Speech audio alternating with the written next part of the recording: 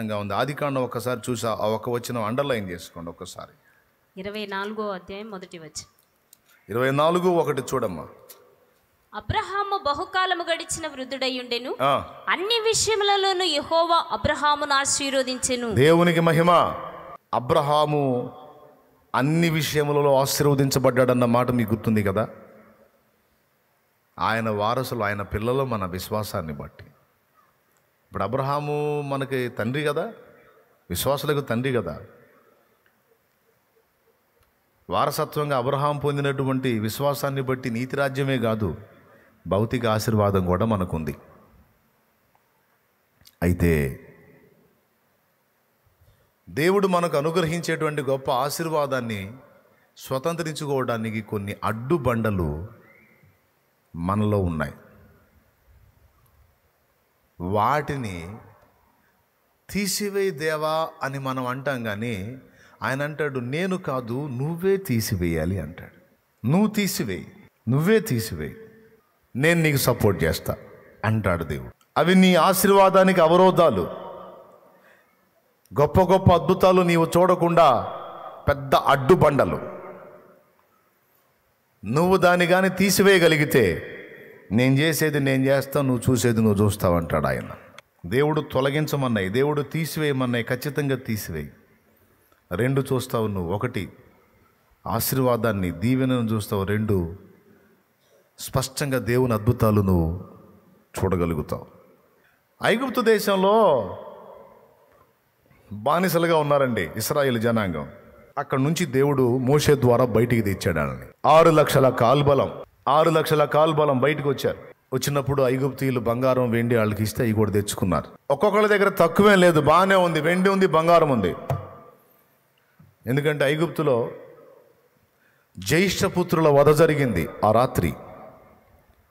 తెల్లవారి ఐగుప్తు మొత్తం కూడా గగ్గోలుకు లేచింది. ఈజిప్షియన్స్, ఐగుప్తీయులు, హాము సంతతి, షేము, హాము, యాపెతున్నారే, అందులో హాము. గగ్గోలు లేచింది. ఎందుకంటే ఐగుప్తులో జ్యేష్ఠపుత్రుల వధ జరిగింది. ఏ ఇంట పట్టినా బాడీయే, డెడ్ బాడీయే. ఇంటి మొత్తంలో నంబర్ 1 ఎవరున్నారో వాళ్ళు అవుట్. ఈ దారుణం దెబ్బకి అందరూ కంగారు పడిపోయి ఐగుప్తు రాజైన ఫరోతో సహా బిత్తరపోయి, పొండ్రా బాబు మీరు వద్దు పొండని పర్మిషన్ ఇస్తే ఇశ్రాయేలు జనాంగం రెడీ అయి బయలుదేరారు. బయలుదేరినప్పుడు దేవుడే చెప్పాడు, వాళ్ళని అడగండి. 400 సంవత్సరాలుగా పైచిలకు ఊడిగం చేశారు, వాళ్ళ వెండి బంగారాలు అడగండి, వాళ్ళు మీకు ఇస్తారు, తీసుకొచ్చేయండి అన్న. అడిగితే దండం పెట్టి ఇచ్చారు. ఐగుప్తీయులు వెండి బంగారాలు ఇస్తే అవి తీసుకొని బయలుదేరారు. ఎక్కడి నుంచి ఎక్కడికి బయలుదేరారు? శాపంలో నుండి ఆశీర్వాదంలోకి బయలుదేరారు. బాగా వినండి. ఎక్కడి నుంచి ఆడికి బయలుదేరారు? బానిస బంధకాల్లో నుంచి స్వేచ్ఛాయుత జీవితంలోకి బయలుదేరారు. ఉదయం నుంచి సాయంత్రం దాకా రాత్రంతా వెట్టి చాకిరీ చేయించి కడుపు నిండా పట్టడి అన్నం కూడా సరిగా పెట్టనటువంటి దుర్మార్గ పరిపాలన నుండి దేవుడే రాజుగా ఉండి పరిపాలించే పాలుతేనెలు ప్రవహించు దేశానికి, ఆశీర్వదించబడినటువంటి స్థలానికి దేవుడు తన దాసుడైన అబ్రహాముకు వాగ్దానం చేసినటువంటి వాగ్దాన భూమికి వీళ్ళు ప్రయాణమయ్యారు. ఒక మాటలో చెప్పాలంటే శాపంలో నుండి దీవెనలోనికి ప్రవేశించడానికి బయలుదేరారు. బయలుదేరేటప్పుడు రక్తహస్తాలతో బయలుదేరారా? వాళ్ళని ఏమన్నా ఒట్టిగా బయలుదేరదీశాడా? సమృద్ధినిచ్చి బయలుదేరదీశాడు. వాళ్ళకి ఏ విషయంలో కొదువు లేదు. అన్ని విషయాల్లో వాళ్ళకి దేవుడే సమస్తమై ఆదరిస్తున్నాడు. ఎండదెబ్బ తగలకుండా పగలు మేఘస్తంభమై తానే నీడనిచ్చి నడిపించాడు. రాత్రి వేళ అందరికీ చీకటి, కానీ ఇశ్రాయేలు జనాంగానికి చీకటి లేదు, వాళ్ళకి నైట్ కూడా వెలుగే. దేవుడే అగ్నిస్తంభమై ఆ అరణ్యంలో వాళ్ళకి వెలుగై ఉన్నాడు. నీళ్ళంటే బండ నుండి నీళ్లు రప్పించాడు. ఆహారం అంటే ఆకాశం నుండి ఆహారాన్ని కురిపించాడు. వాళ్ళు డబ్బులు పెట్టి కొనే పని లేదు, వాళ్ళ వెండి బంగారం వాళ్ళ దగ్గరే. అదే చెబుతుంది నేను. ఆశీర్వాదం పొందటమే కదా, దాన్ని తట్టుకునే దమ్ము కూడా కావాలని. కొద్దిగా బ్లెస్సింగ్ వచ్చిందంటే మనకి మైండ్ అటు లాగిద్ది.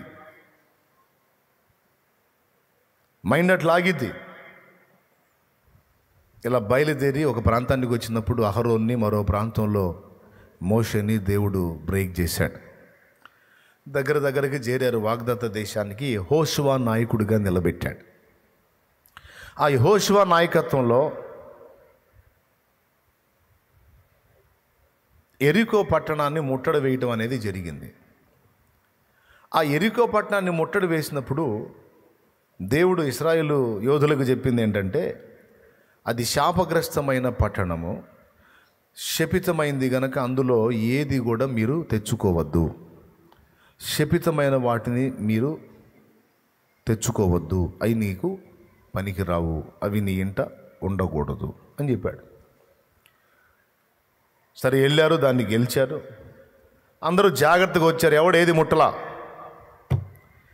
కానీ ఆకాను అనేవాడు మాత్రం ఒక బంగారు కమ్మెను తెచ్చుకున్నాడు అక్కడి నుంచి. అలాగే షినారు వస్త్రం తెచ్చుకున్నాడు. అవి రెండు ఆకర్షించినాయి.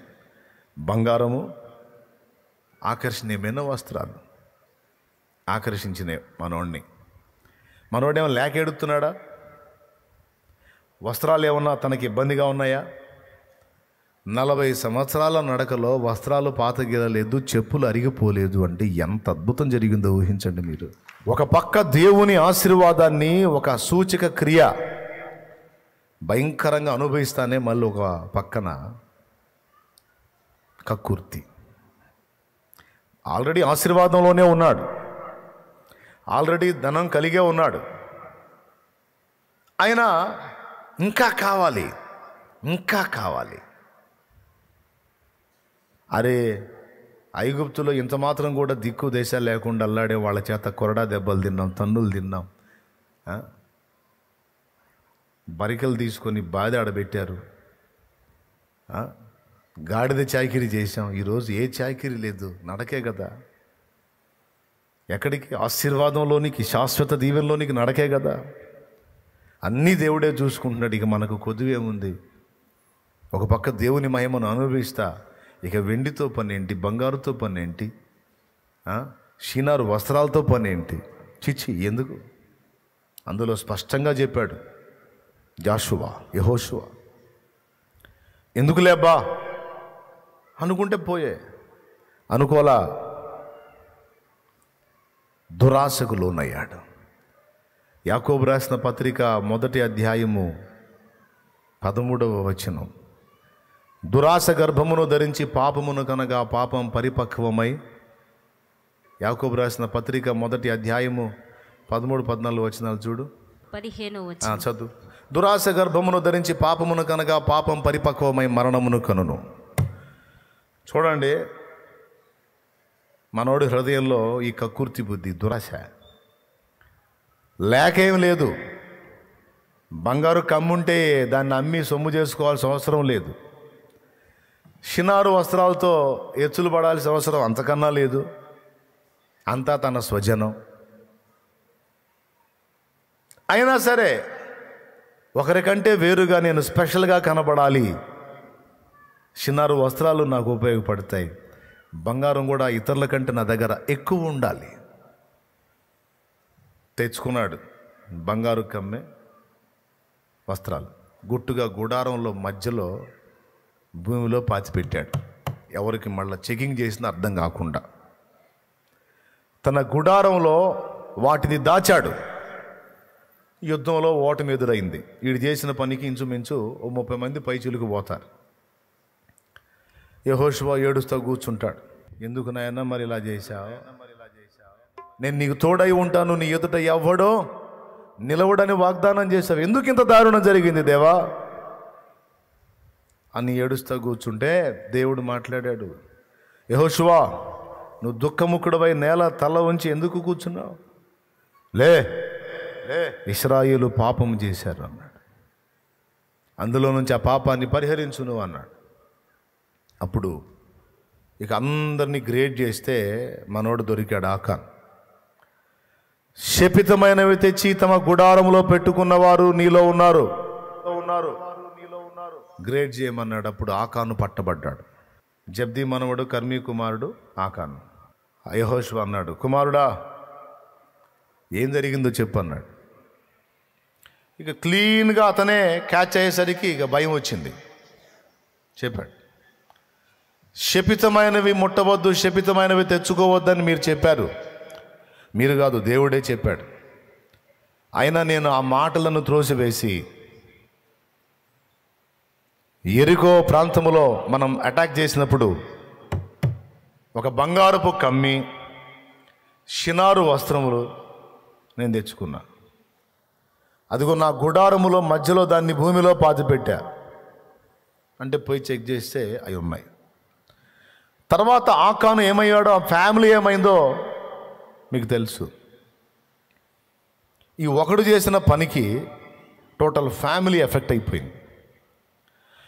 ప్రియులారా గమనించండి, దీవెనైనా శాపమైనా కనీసం ఫ్యామిలీలో ఒక్కడైనా దేవునికి కనెక్ట్ అయి ఉంటే ఆ ఒకరిని బట్టి దీవెన వస్తుంది.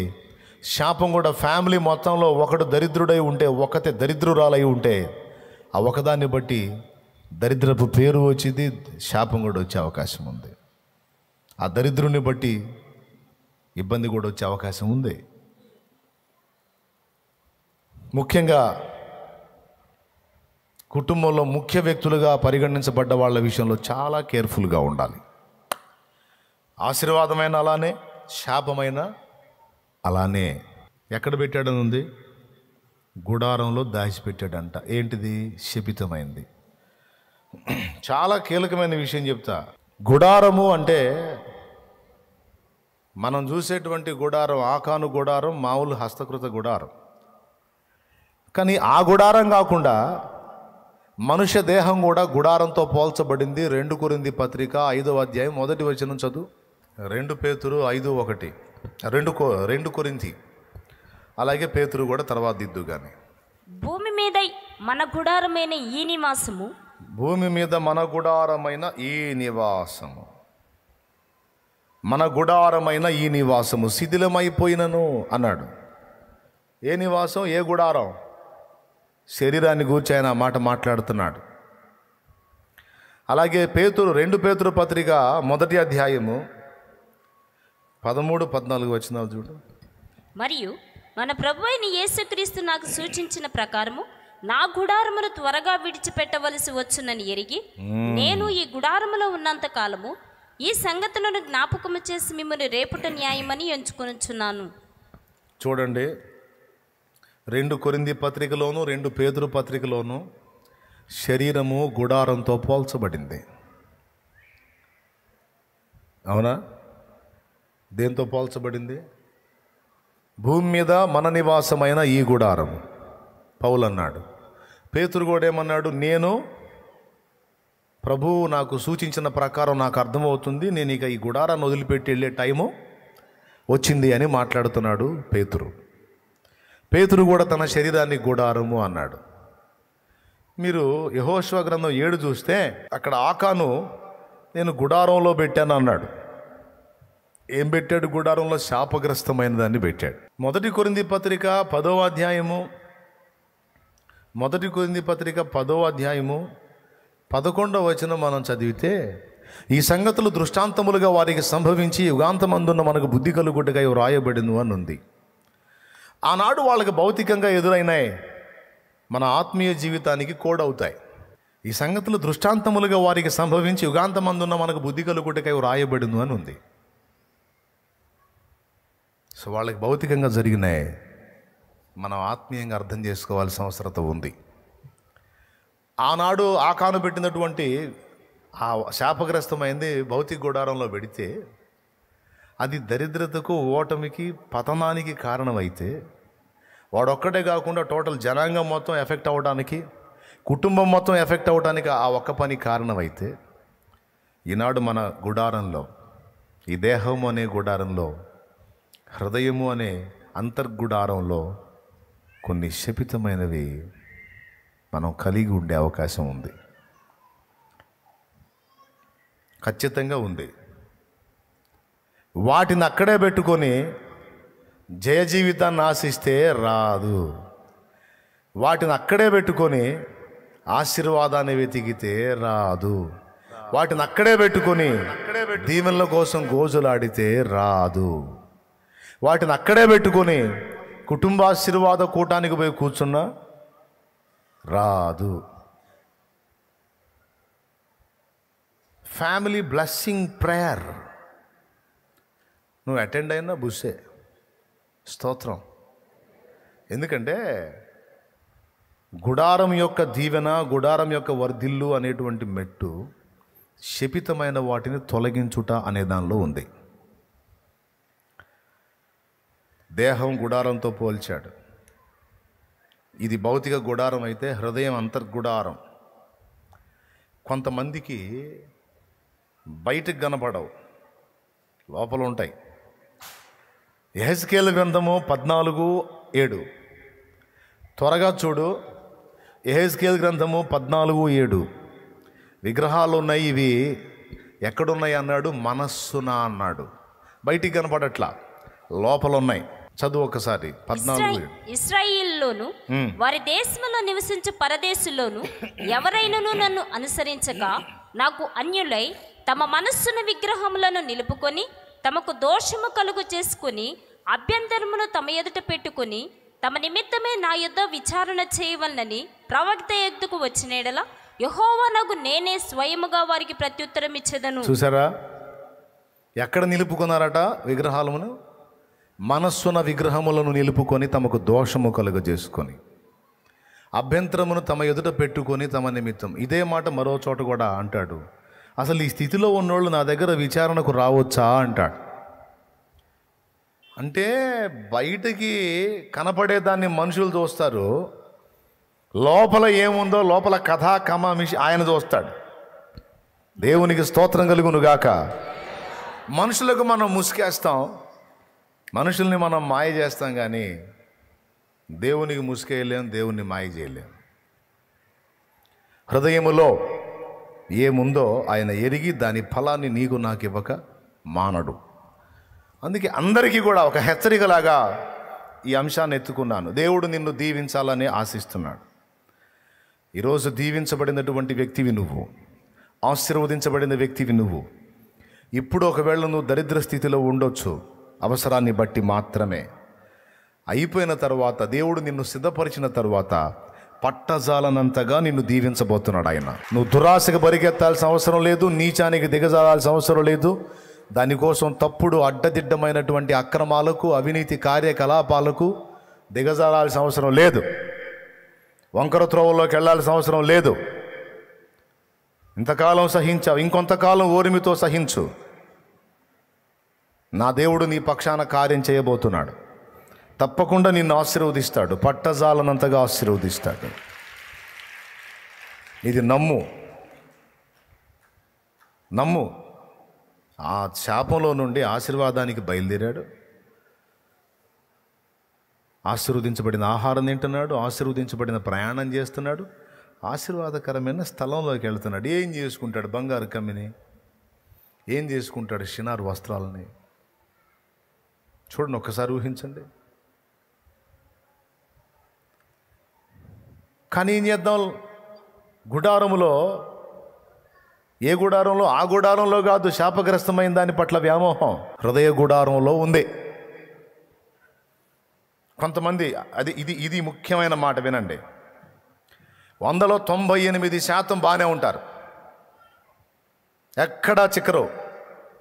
కానీ 1, 2 లోపల పెట్టుకొని ఉంటారు. వాటి విషయంలో మాత్రం కొంచెం ఎగ్జామ్షన్ వాళ్ళే ఇచ్చుకుంటారు.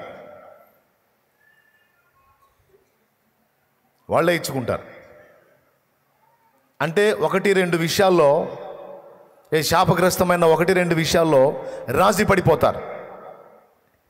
ఇక మిగిలిన అన్ని సంగతుల విషయంలో చాలా కేర్ఫుల్గా ఉంటారు. దేవుని వాక్యం చెప్తుంది, ఆకాన్ లైఫ్ చూపించి కొంచెమైనా కొంప ముంచును. ఏమన్నా ఒక బస్తా తెచ్చుకున్నాడా?